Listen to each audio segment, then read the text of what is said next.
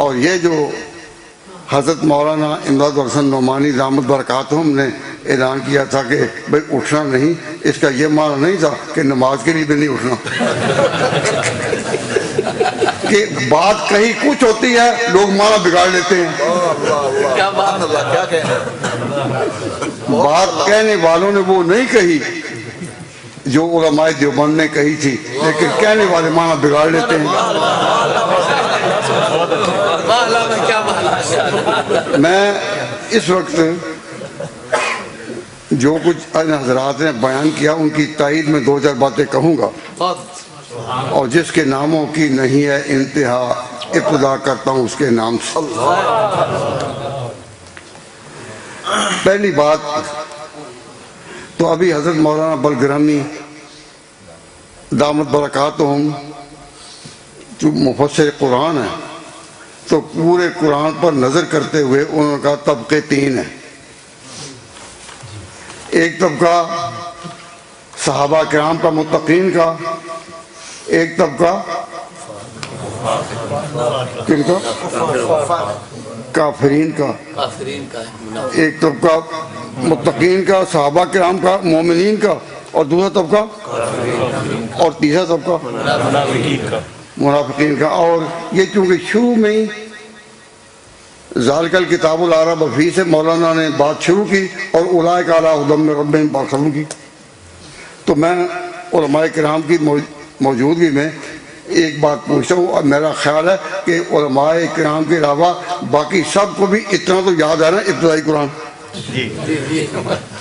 تو سوال ہے، اور میں مولانا اقبال انگوری صاحب میرے پاس بیٹھے، انہی سے جواب پوچھوں گا کہ اور کہیں تو کہیں گے جی ہمیں تو پہلے بتایا نہیں کہ جواب پوچھنا ہے، تو ان پر تو میرا حق ہے نا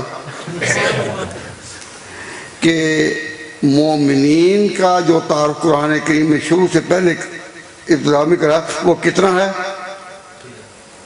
کہیں گے کہ جی 7-8 سطریں. بھئی یہی کہیں گے نا، کیوں جی 3-4 آیتیں. اگلا سوال، کافرین کا کتنا ہے؟ کتنے؟ 2 لائنیں. اور منافقین کا لمبا.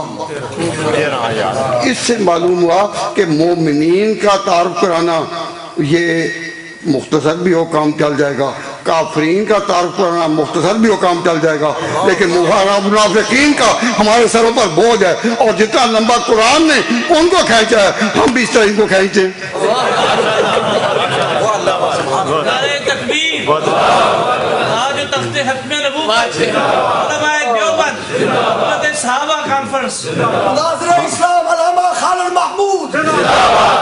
ہمیں کہا جاتا ہے جہاں بھی جلسوں میں جاتے ہیں نا تو عام طور پر مسجدوں والے یا انتظامیہ والے کہتے ہیں کہ جی بس مسلمانوں کا، مومنین کا تذکرہ کریں، یہ جو کافرین ہیں ان کا تذکرہ کریں، لیکن منافقین کا تذکرہ، اس سے فتنہ پیدا ہوگا. فتنہ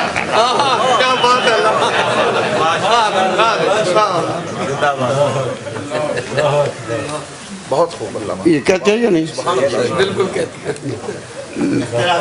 میں کہتا ہوں آپ بتائیں کہ علماء تو اپنی جگہ رہے، آپ میں سے جن حضرات کو کچھ بھی قرآن کریم سے مناسبت ہے یا شوق پڑھنے کا، بتائیے کہ تینوں میں سب سے لمبا بیان کن کا ہے؟